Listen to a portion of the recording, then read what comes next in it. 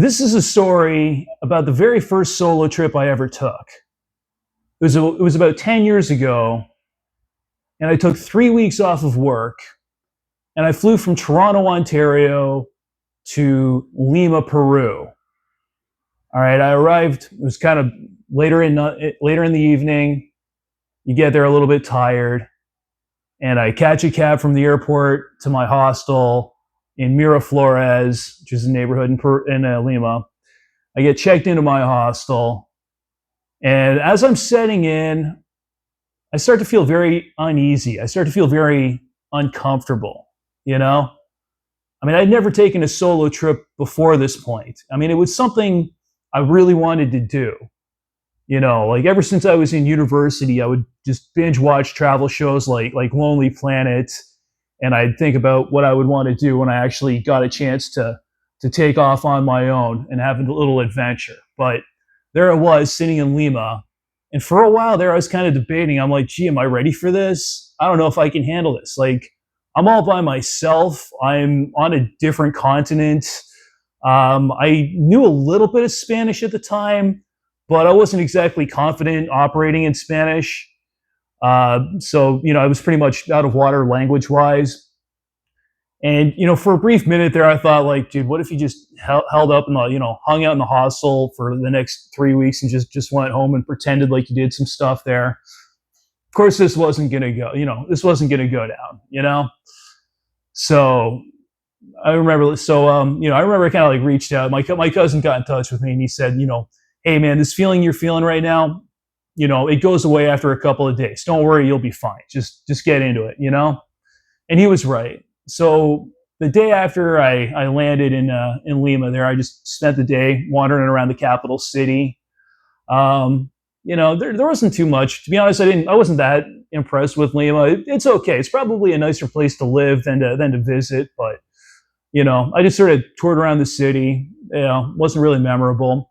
But that evening, I met up with a girl I used to work with in Toronto. She's Peruvian, and so when I told her, hey, I'm gonna be in your country. Do you want to meet up? Do you want to get dinner? And she said okay, right? So I show up and we have dinner, and I'm very kind of nervous. And I remember I had trouble ordering the food from the waiter, and I asking for the bill. I'm like, how do I ask for the bill here?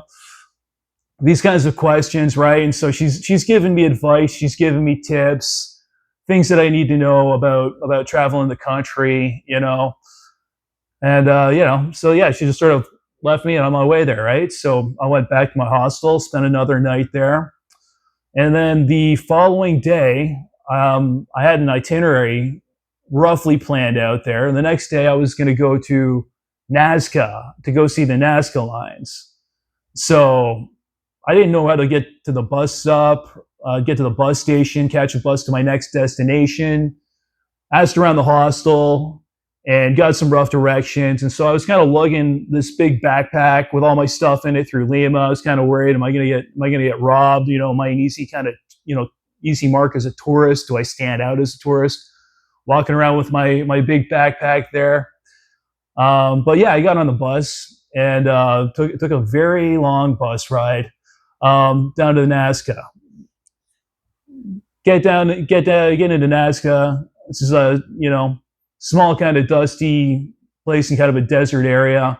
Get there late at night, get some food, get checked into my hostel, crash for the night, right? So the next morning, wake up. What am I here for? I'm here for the Nazca lines. I want to go see these things. Now, if you don't know, the Nazca lines are these etched drawings into the ground that you can see from high up in the air.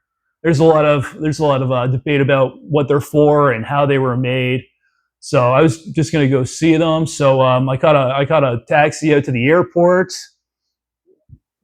and then I bought a sightseeing ticket to go up and fly around and see the Nazca lines, right? But hey, I wasn't going alone. When I was in the airport, they sent me to go up in an airplane. There were these three Mexican guys that were traveling together. And, these guys had ridden their motorcycles all the way down from somewhere in Mexico, I forget where. But hanging out with these three guys for the next like little while there was actually pretty fun. These were like a bunch of kind of wild, fun, happy, joking guys that, they just had really great energy. These were like really good friends, and they're just, palling around with me and the pilot and a bunch of just random people in the airport and stuff like that. I mean, I was sort of rolling by myself. I'm a little nervous, and these guys are like, "Hey, come on in," and just instantly, you just kind of feel like you're part of the group. So we go up there, we fly around, and we're looking at the Nazca lines. And to be honest, like they're okay. They're not exactly, they're cool to see. They're cool to see once, but it's a little more overhyped. I mean, I'm glad I did it, but whatever. I mean, the Nazca lines they're cool, but worth like one trip, right? In any case, it was a good time hanging out with those guys. Our pilot was a pretty good dude. So spent the day flying around there, got back in. These guys are like, "Hey, see you later," shake hands. They ride off into the sunset. I catch a cab back into town, go back to my hostel.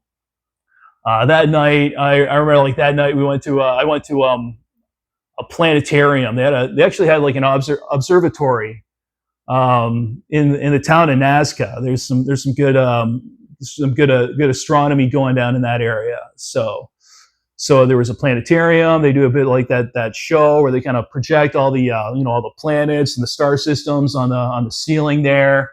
We hung out there, and then yeah, he had the guy running the planetarium. He had a telescope set up outside, so he had it pointed at Saturn. You can see, I was able to see Saturn down there, and later on we were able to see I think it was Venus actually. Yeah, we were able to see Venus.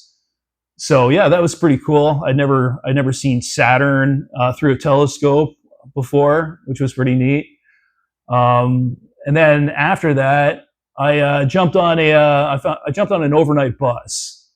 It was going from Nazca down to Arequipa over to Puno, right? So I took like it was like an overnight bus early in the morning. You're totally wrecked on this overnight bus. Stop in Arequipa, get my connecting bus, keep riding out to Puno, which is down on Lake Titicaca. I was there to go see the Uros Islands. All right, now if you've never heard of the Uros Islands, they're actually pretty cool. This is a neat spot. It was when the Spanish conquistadors were making their way through Peru, a lot of the natives were trying to escape from the conquistadors. So they built man-made islands on the lake to hide from them. And these islands are still around today. There's still people living on these islands, right? So I found a company where they would rent me a kayak. I'm Canadian, so they were just like, the Canadians always want to take the kayaks. I'm like, yeah, of course I do. I mean, how else am I going to get out there, right? So I rent a kayak. But when they saw I was traveling alone, they saw like, "Hey, there's this other guy traveling alone. Do you guys want to go out there together?" And I said, "Sure, yeah." So me and this other guy, I wish I could remember his name or where he was from, but he was a really cool guy. We had a good time hanging out that day. We paddled out to some of the islands, and we were just sort of hanging out with the locals and seeing what life was like out there on Lake Titicaca. So get back into Puno, hung out there for a little while longer. Puno's a nice place. There's some cool things to see there, but it's kind of a colder area. It's a colder climate. I remember there's like a couple good restaurants there, but yeah, I spend the night, and my next day I was going to be heading to Cuzco. So I found there were actually a couple of ways that I could get there. There was there was just sort of a direct bus that was going there, but there was also kind of a sightseeing bus where you could jump on, and you'd be making about like 6 stops or something like that along the way. Stop for lunch, and I thought, hey, this is a good way, just jump on the sightseeing bus, and you could kind of tour around, see a little bit more of the country. Break up the trip, get out, stretch your legs, and everything. So we get on the bus, and we're waiting to leave town, and we couldn't get out, right? Because there was a protest going on. There was some kind of political demonstration and protesters had blocked the area, and the bus was just kind of stuck for like an hour or two. And I was kind of annoyed there, but the guys running the tour bus are like, "Yeah, sorry, there's nothing we can do, right? Like, these there's a lot of protests that happen in Peru, and you don't want to get involved. These things tend to get violent sometimes. People have been killed before, so we just have to wait it out. We have to let them do their thing, right? So, all right, kind of a bummer, but no big deal. We take off. We had to cut a couple stops from our tour, but whatever. We stopped at a really cool place for lunch where they had some llamas hanging out front. So after eating lunch, I was just sort of out there petting some llamas, made some friends with them. One of them spit on me, jerk. Anyways, make my way to Cusco, right? So yeah, get checked into my hostel at Cusco. Really nice hostel. Can't remember the name of it, but it was a nice spot. Uh, you know, Spent the next day just wandering around the city, taking in the sights. It's kind of up in the mountains there, so there's a bit of an altitude thing going on. There's a bunch of museums. I checked out a few museums, but I booked trip, right, because you're going to Cusco, you're making your way to Machu Picchu, right? So a lot of people do the Incan Trail. That's the big popular one, but it's booked. It's booked well in advance. You really have to plan it out. And I'm just kind of showing up last second, right? So fortunately, there's an alternative called the Salcantay Trail. So the company there was offering 4 and 5 day trips on the Salcantay trip. I took a 4 day trip on the Salcantay Trail, and so they wake me up really early in the morning. And we get on this bus and we ride out to the beginning of the hike. And we get going on this hike, and right off the bat, this was a bad move on my part. I mean, for starters, I wasn't adjusted to the altitude, so I wasn't really feeling sick necessarily, but I was just sort of like a little short of breath. I felt like I just had to work hard, a lot harder. Like I do a lot of walking for my job and stuff. Doing these long hikes is normally pretty easy for me, but doing the Salcantay Trail was pretty rough just because of the altitude. I'm huffing and puffing and struggling, and meanwhile this couple's like smoking cigarettes, drinking a Coke, just walking by me like it's nothing. Like it's a slow Tuesday or whatever, right? Maybe get, I got myself like, some of the coca leaves. I'm like, I hear coca leaves help with the altitude, chew on some coca leaves for a little bit. It didn't do too much, but whatever. The other thing is I just brought the wrong shoes. I had running shoes, and there's a lot of just jagged rocks on the Salcantay Trail.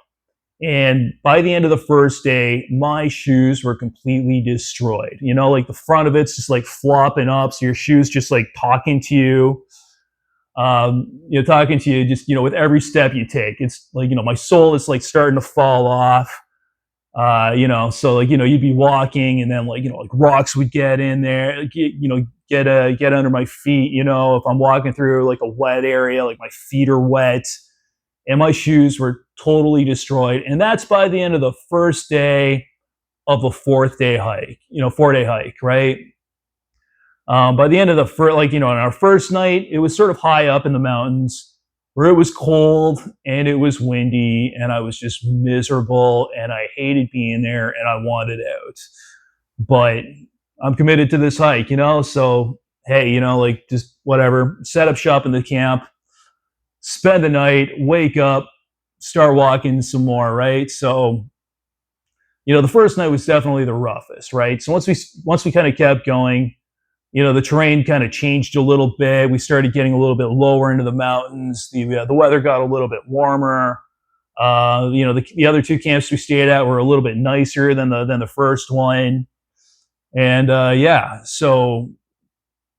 so yeah, I remember, like by the time I kind of got to the end, I just wanted to be done. Like that 4 day hike, definitely not going to do something like that again, probably.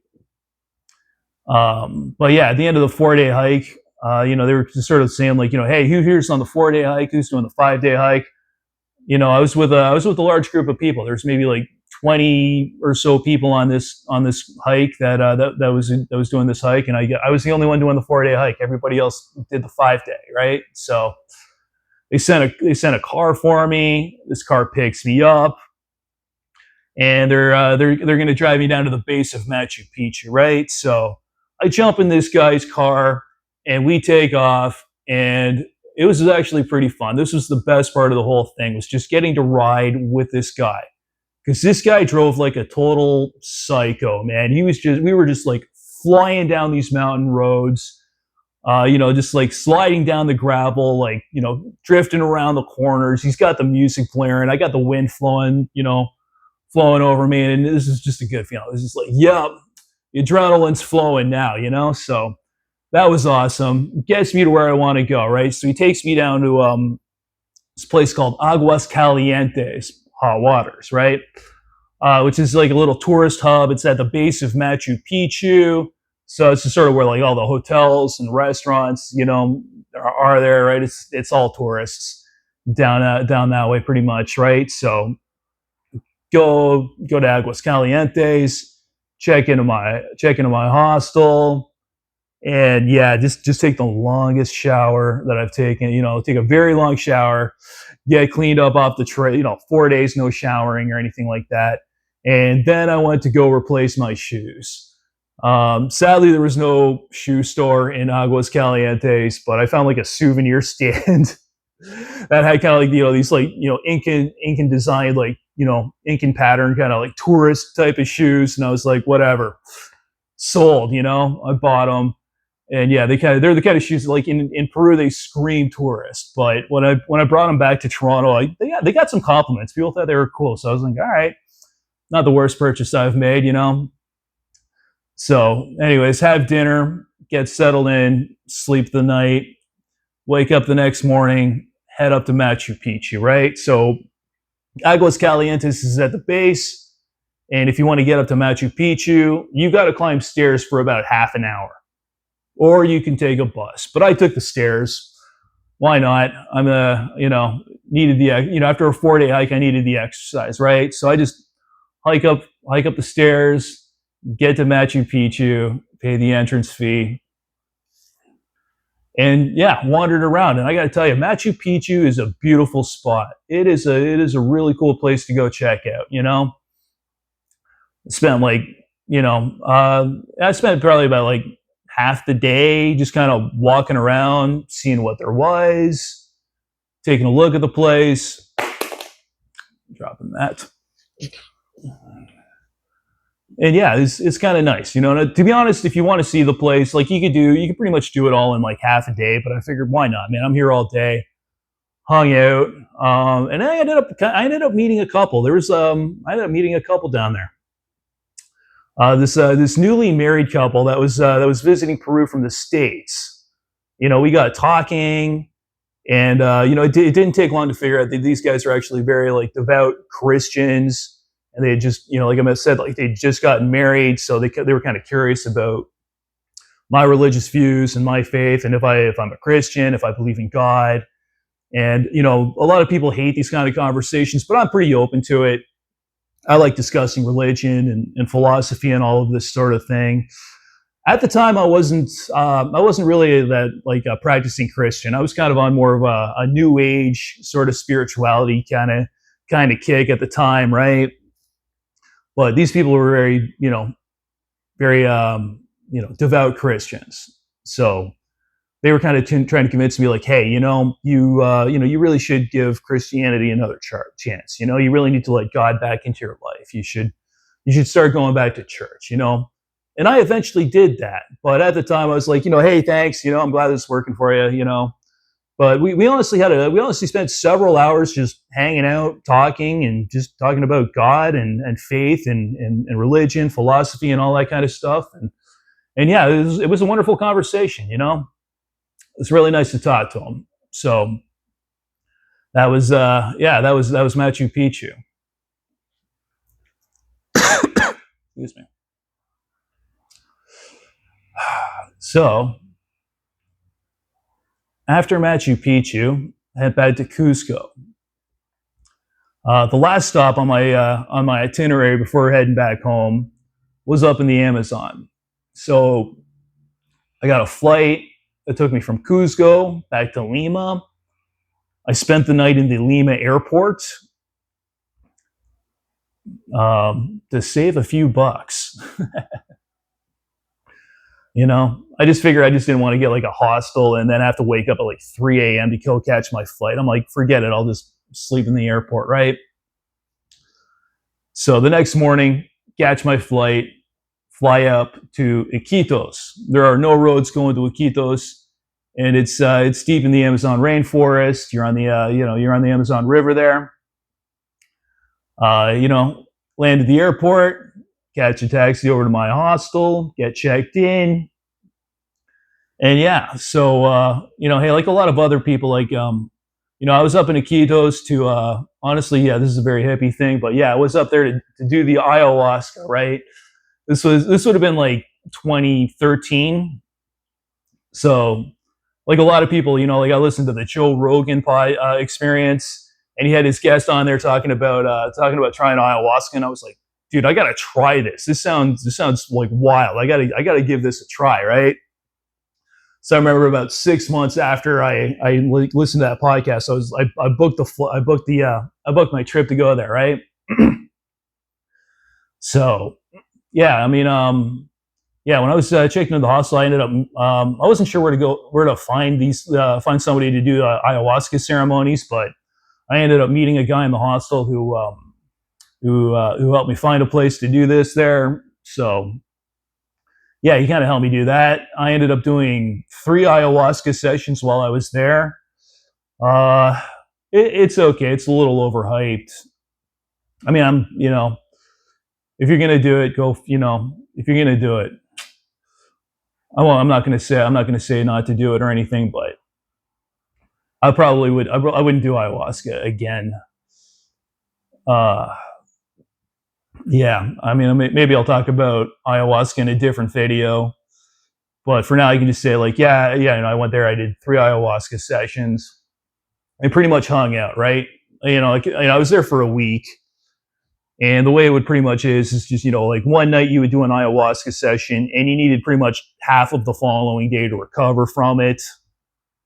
So you would do a session, take a day off, do another one, etc. Right? So that's pretty much what I was up there for. But Iquitos itself is a really nice place. If I ended up back in Peru, I would love to spend more time up in Iquitos and exploring the exploring the Amazon some more. And Iquitos itself is yeah, it's a nice spot. It's warm. Yeah, it's kind of warm. It's humid. There was a scammer who tried to get it. It was kind of funny, kind of a funny story. When I checked into my hostel, on the back of the door there was like there's a poster, and it's got a picture of this guy up saying, "Watch out for this guy. He's a scammer. He's been up here for years, and he's got this hard luck story about getting beaten and robbed, and he's got no money." And like he had like kind of like a broken pinky finger. He'd be like, "Look, man, they broke my finger when I got beat up there, and can you give me some money so I could kind of get caught up, get back on my feet or whatever, right?" But really, he's a drug addict. It's just some way for him to go buy drugs. So anyways, I'm out there wandering, like walking around looking to get some lunch one day, and sure enough, this guy comes up to me, and just like it said in the poster, he comes up and he's giving me the hard luck story, and yeah, I got beat up, I got robbed, and I'm like, I knew everything he was going to say, and I'm like, yeah, sure you did, buddy. Yeah, no, I don't have any money for you, man. So he's like, all right, he takes off. I head back to, so I ended up getting my lunch and go back to the hostel, and I ran into the owner. I was like, hey, bud, hey, man, I ran into your friend in town the other day. And he's like, huh, what do you mean, man? And he's like, yeah, that guy from the poster over there, that scammer. Yeah, he tried to hit me up when I was out there. He's like, oh, seriously, that fucking guy, man, I fucking hate that guy, like, and he just goes off on this huge rant about like how much of a piece of shit this guy is. He says like, yeah, man, I swear, like, he's robbed like, he's scammed like three or four of my guests, since I've been running this place. And every time he robs one of my guys, I go, I find him, I track him down, and just kick the shit out of him. So it was kind of fun. Just whatever.